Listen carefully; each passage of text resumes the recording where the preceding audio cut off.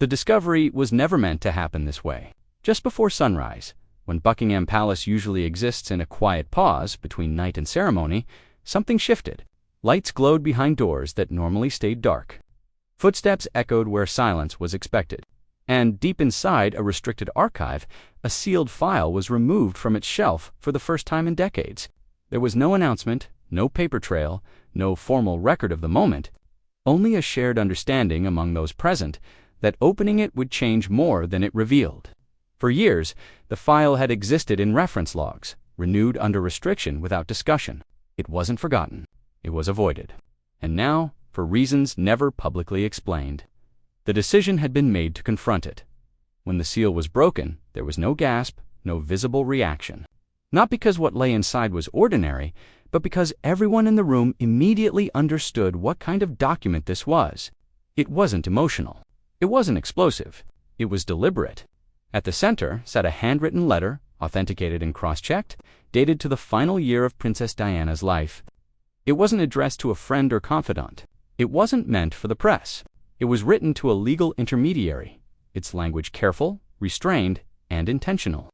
Diana wasn't confessing. She was documenting, and she was doing it with the awareness of someone who understood exactly how power worked inside the institution she once belonged to. What unsettled those who read it wasn't a shocking accusation or hidden confession. It was the tone, calm, measured, strategic. Diana made it clear she wasn't reacting to events as they unfolded. She was observing them. She wrote with the clarity of someone who had already processed disappointment, already moved past emotion, and arrived at understanding. She described how influence inside the monarchy rarely traveled through official channels, how decisions were often shaped long before they appeared formal, how silence, when used correctly, functioned as currency, and how unpredictability, more than scandal, was the one thing the institution struggled to contain. King Charles read the letter in full, without interruption. He didn't ask for commentary. He didn't close it early. When he finished, he remained still longer than protocol required. Those in the room recognized that this wasn't grief resurfacing. It was recognition. For nearly 3 decades, the story of Diana's final years had been framed as chaos, vulnerability, and emotional instability. What lay before him suggested something else entirely. Awareness, calculation, restraint. By the time the folder was closed, an unspoken agreement had formed. This couldn't be ignored. But it couldn't be rushed either. To understand why the letter carried such weight, you have to step back into Diana's final years. A period often remembered through spectacle rather than substance. Public memory froze her in flashes of cameras, humanitarian visits, and tabloid speculation. But behind the choreography, Diana was doing something far less visible. She was listening, watching, learning how the machinery around her actually worked. By the mid-1990s, the illusions she once held about the monarchy had collapsed. She had learned that power rarely announced itself. It moved through tradition, precedent, and relationships that never appeared on paper. Outcomes were described as consensus when they weren't. Decisions, framed as inevitable, had been negotiated, quietly long before. The letter revealed that Diana had come to understand this system with unsettling clarity. She didn't focus on individuals. She focused on patterns, how advisory circles closed ranks during moments of pressure, how reputations could be preserved or reshaped depending on what served continuity, how certain voices carried disproportionate weight when stability was threatened. And crucially, she didn't present herself as a victim. There was no plea, no accusation, no emotional appeal. She acknowledged her marginalization, but framed it as a consequence of independence, not betrayal. That distinction mattered. It showed she wasn't trying to reclaim her place. She was stepping outside the system to understand it. One passage stood out more than the rest. Diana wrote that the monarchy didn't fear scandal nearly as much as it feared unpredictability. Scandal could be managed, weathered, absorbed, but unpredictability, especially from within, unsettled the entire structure. Once she understood that, she adjusted her behavior. This reframed many of her later choices. Her selective interviews, her controlled disclosures, her refusal to fully retreat, but also her refusal to fully comply. She wasn't lashing out. She was calibrating, choosing when to speak and, more importantly, when not to. The letter made clear why Diana stayed silent on certain issues that could have radically altered public perception had they been spoken aloud. She referenced conversations she'd been advised never to repeat, observations she'd been warned could destabilize more than clarify. Instead of exposing them, she preserved them privately, not as a threat, but as insurance. A safeguard held quietly in case circumstances shifted. Friends had sensed this change at the time. She became more careful with words, more deliberate with trust. She began keeping records, dates, context, not as a diary, but as a ledger of awareness. What made this discovery especially difficult for Charles was what it implied. Diana hadn't been spiraling. She'd been consolidating understanding. The emotional volatility often attributed to her wasn't absent, but it was no longer dominant. She had reached clarity. Inside the palace, this forced a re-evaluation of long-held assumptions. Diana had been portrayed as isolated, increasingly peripheral. In reality, she had been observing from the margins, a position that offered a clearer view than those still embedded in the system. The letter referenced Charles sparingly, almost generously. She acknowledged his constraints, his dependence on institutional rhythm, his inability at times to step outside the architecture shaping him. There was no bitterness, only recognition that he too was bound. What unsettled him most wasn't what Diana knew. It was that she chose not to use it. In a world where exposure was her most obvious weapon, she declined to deploy it. She trusted timing more than immediacy. When senior advisors were briefed, the reaction wasn't panic. It was unease. This wasn't a scandal to contain or a misstep to smooth over. It was insight, and insight couldn't be dismissed. The letter was legally sound, emotionally neutral, and intellectually precise. Attempts to spin it would fail. Word of its existence rippled quietly through the palace. Staff whispered in corridors. Officials admitted a rare sense of uncertainty. Even decades later, Diana still commanded influence. As news began seeping into trusted media circles, the reaction escalated. Analysts dissected every line. Commentators framed it not as accusation, but revelation. Social media amplified speculation, carefully labeled as interpretation rather than fact. Generational reactions diverged. Some saw vindication. Others saw a lesson in institutional power. Inside the palace, communication teams moved carefully. Acknowledgement without exposure. Respect without concession. Every word weighed. For Charles, the most difficult moment came alone. The letter on his desk wasn't a relic, it was a mirror. Diana's words didn't demand apology. They demanded reflection. They highlighted vulnerabilities that had shaped the monarchy quietly for years. Protocol, succession, emotional distance. Every sentence posed an unspoken question. By the time private family meetings took place, the tone wasn't defensive. It was deliberate. Lessons were discussed. Adjustments considered, not to rewrite history, but to avoid repeating it. Diana's voice, preserved in restraint rather than outrage, had returned at a moment when silence was no longer protection. It was about what she understood long before the world did. That power doesn't always belong to those who speak the loudest. Sometimes it rests with those who choose when not to speak at all. And decades later, that choice was still shaping the monarchy she once stepped away from, quietly reminding everyone that history isn't just written in moments of noise, but in decisions made in silence. The silence that followed didn't mean resolution. If anything, it marked the beginning of a much longer reckoning. Inside the palace, routines resumed on the surface, but underneath, everything had shifted. Meetings that once focused on optics now centered on structure.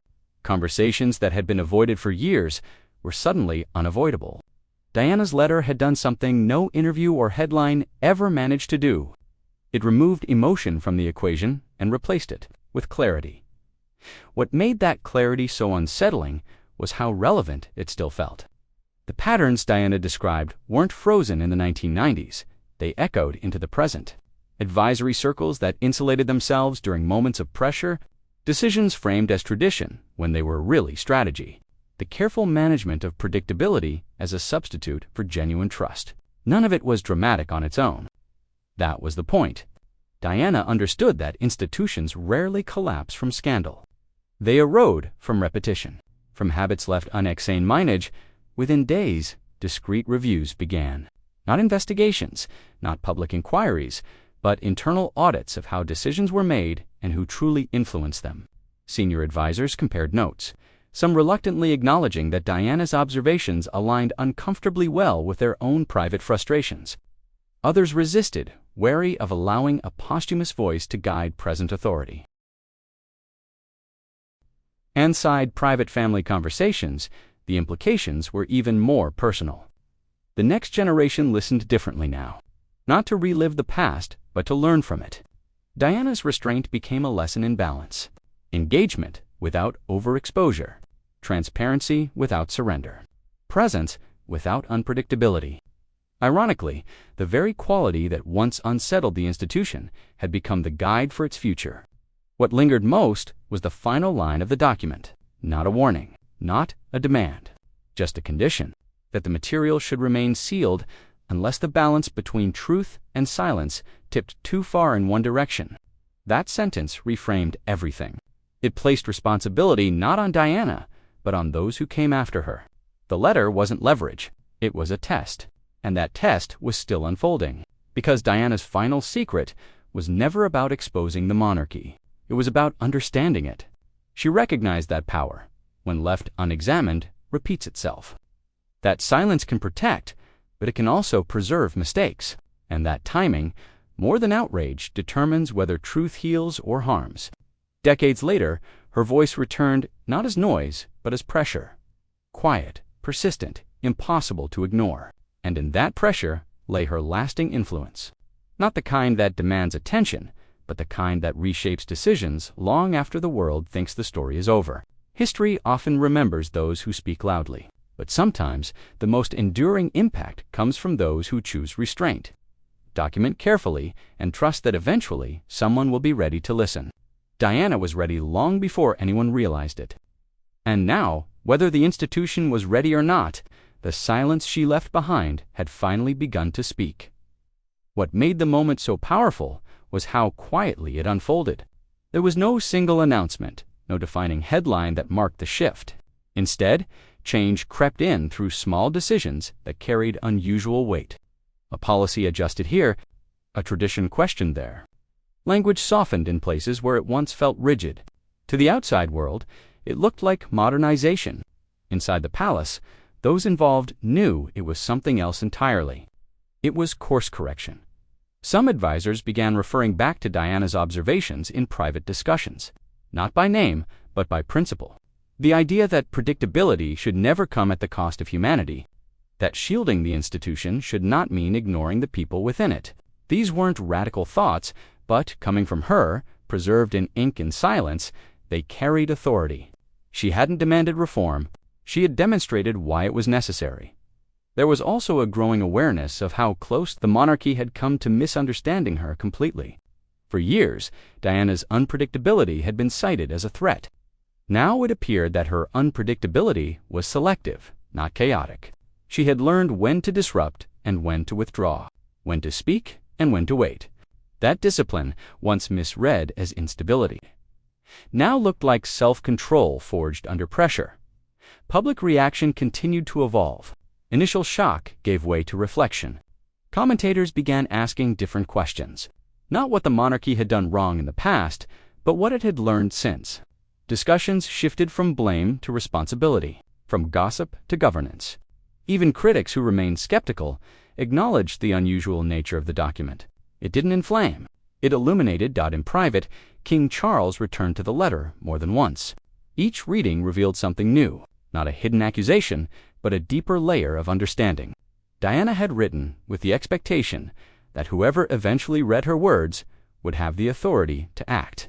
That expectation carried weight. It implied trust, not in the system as it was, but in its capacity to change.